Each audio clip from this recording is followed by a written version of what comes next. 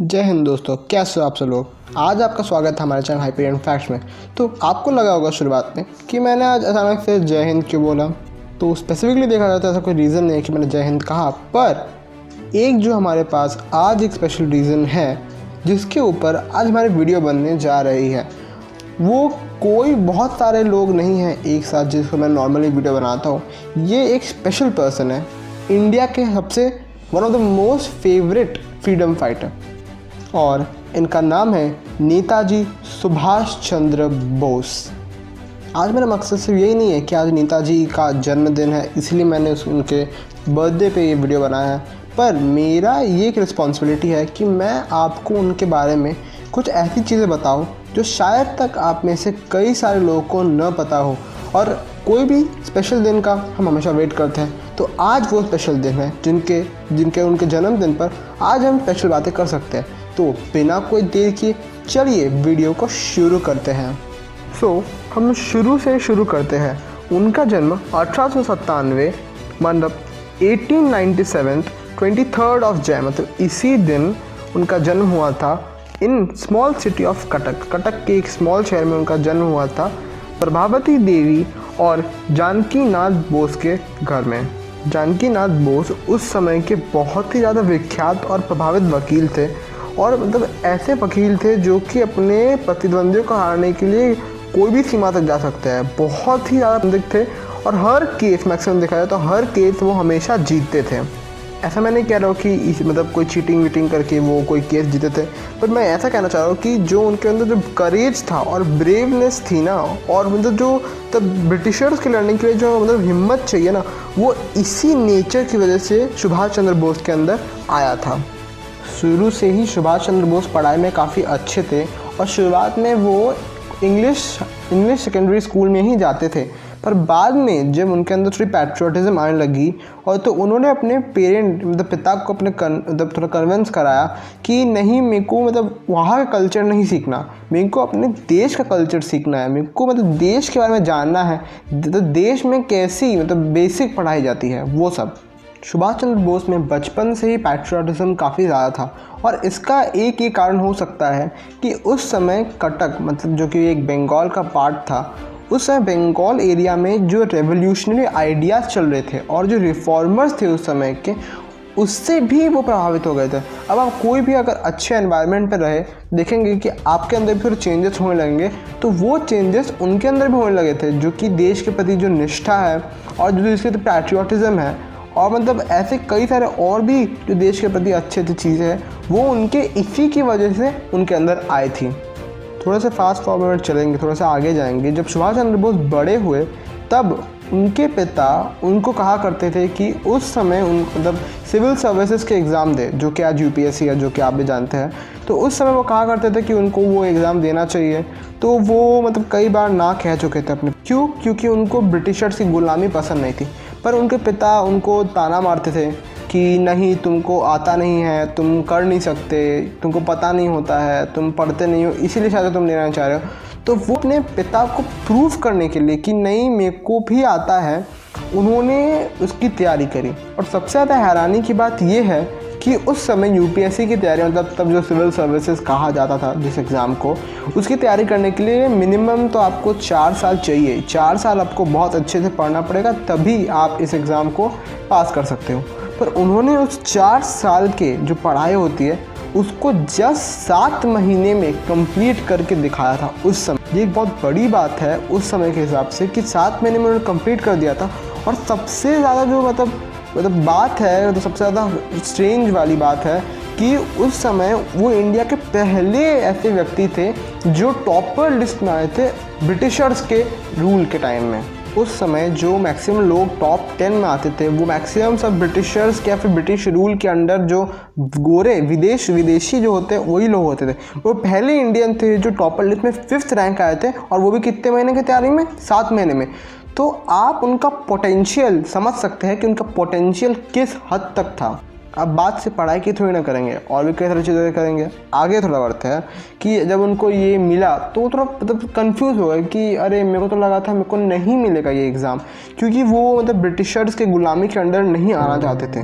तो उस समय जिनको मतलब सिविल सर्विसेज के एग्ज़ाम में मतलब पास हुए थे और जिनको सिविल सर्वेंट्स थे उस समय के जो IAS ऑफिसर थे, वो जो होते थे ना, उनमें से किसी में इतनी हिम्मत नहीं थी कि वो अपनी नौकरी छोड़ दें। अब सही बात है, कोई भी अपनी नौकरी क्यों छोड़ेगा उस समय अगर इतनी अच्छे से मेहनत से आए हैं, पर क्योंकि उनके अंदर पैट्रियटिज्म बहुत ही ज़्यादा था। और ये पैट्रियटिज्म का उनका एग्जाम्पल है कि उन्होंने अपने UPSC की उनकी जो पढ़ाई की जितनी मेहनत की वो सब छोड़कर उन्हें सिर्फ देश के लिए उन्हें कहा दिया कि मैं कोई IAS ऑफिसर या फिर उस समय का सिविल सर्वेंट नहीं बनूंगा।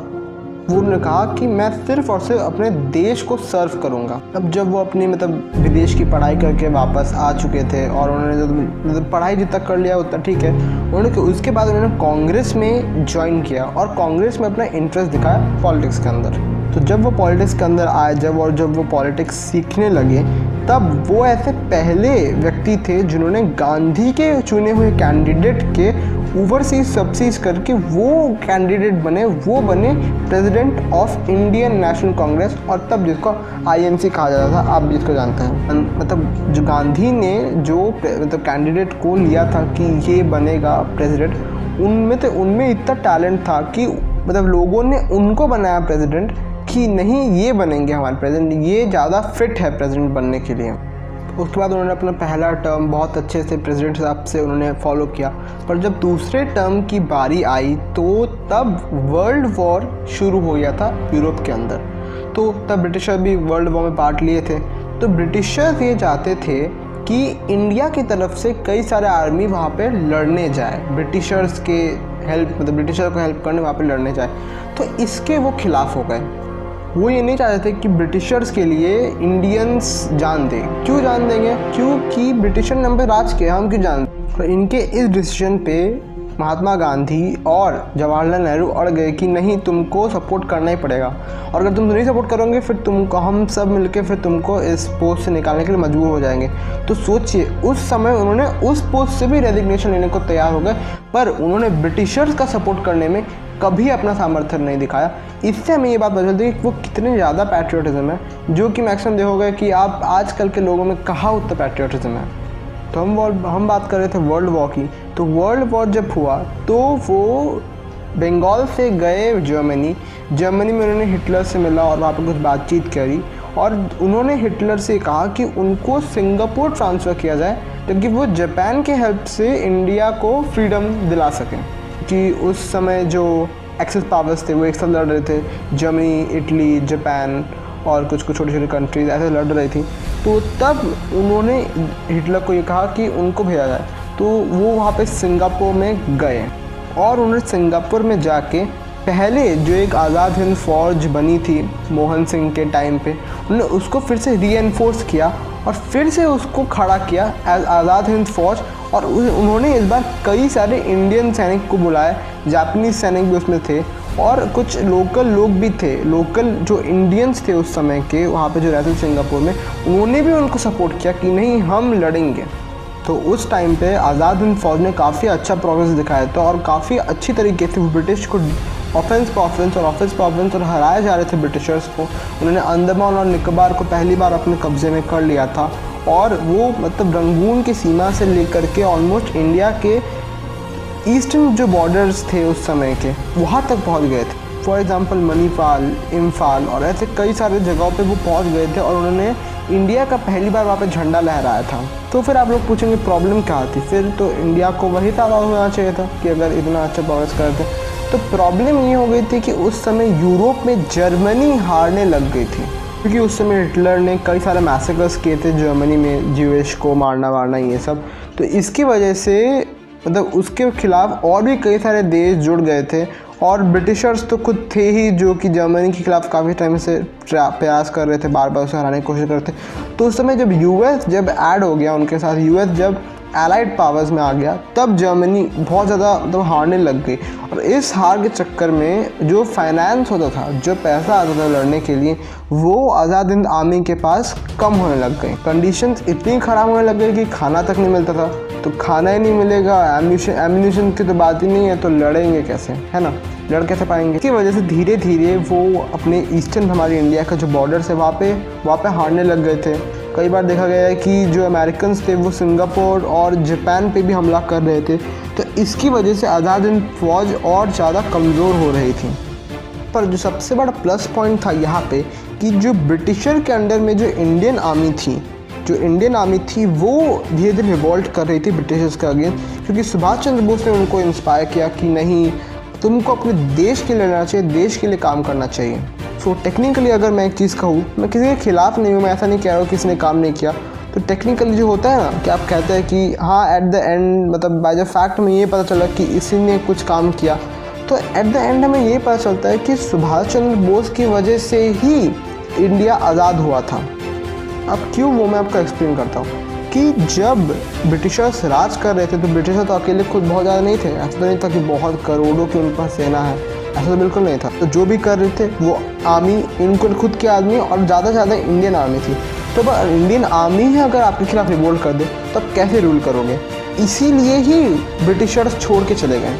तो आप कहोगे गांधी का quit India movement, non cooperation movement, हाँ ये भी थे, पर ये बहुत ज़्यादा सक्सेसफुल नहीं थे। मैं ठोस नहीं पहुँचाना चाह रहा हूँ कि गांधी ने, मतलब महात्मा गांधी ने कोई काम नहीं किया, ऐसा नहीं, पर मतलब उनके जो मूवमेंट थे वो बहुत ज़्यादा चले नहीं, कि ऐसा नहीं कि बहुत दिन चले, कुछ साल चले तो धीरे धीरे हर कुछ फेल होने लगा। जैसे कि जो क्विट इंडिया मूवमेंट था उस समय वो फेल होने लगा, क्योंकि इंडियंस उतना कंफर्टेबल नहीं थे कि अगर नौकरी नहीं रहेगी तो फिर कैसे कमाएंगे, अगर हम ब्रिटिश को बॉयकॉट ही करते रहे तो। और जो बात है नॉन कोऑपरेशन मूवमेंट की, वो सक्सेसफुल था, पर फिर भी गांधी ने उसको रीटेक कर लिया, क्योंकि आप गूगल में सर्च कर लीजिएगा जो चौरी चौरा का जो कांड हुआ था और फिर वहाँ पे जो पुलिस जला दिया गया था, तो उन्होंने कहा कि मैं चाह रहा हूँ कि अहिंसा से जीता जाए, तो अहिंसा ही आप लोग नहीं दिखा रहे, आप लोग ने कितने सारे पुलिस ऑफिसर्स को मार दिया चौरी चौरा में, इसीलिए उसने उसको भी रीटेक कर लिया था।